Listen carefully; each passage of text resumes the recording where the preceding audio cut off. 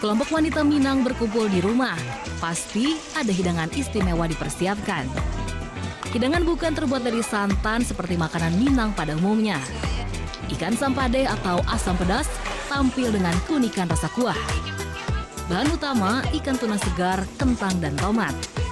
Racikan bumbu dapur, bawang merah, bawang putih, jahe, lengkuas, kemiri, dan cabai.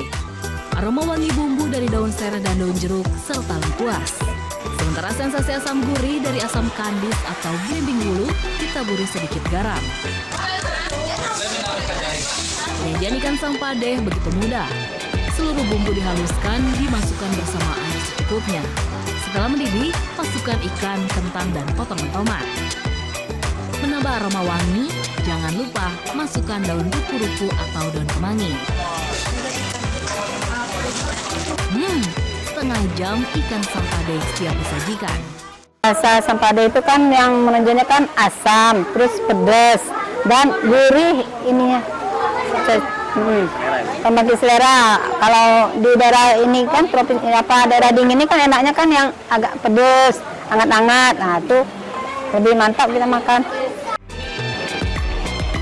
Bekal merah ikan sampade tak hanya memanjakan lidah. Masakan tradisional ini memiliki kandungan gizi protein dan asam amino esensial, baik dikonsumsi untuk anak-anak dan orang dewasa. Dari Tanah Datar, Sumatera Barat, Agus Sulistyo, iNews melaporkan.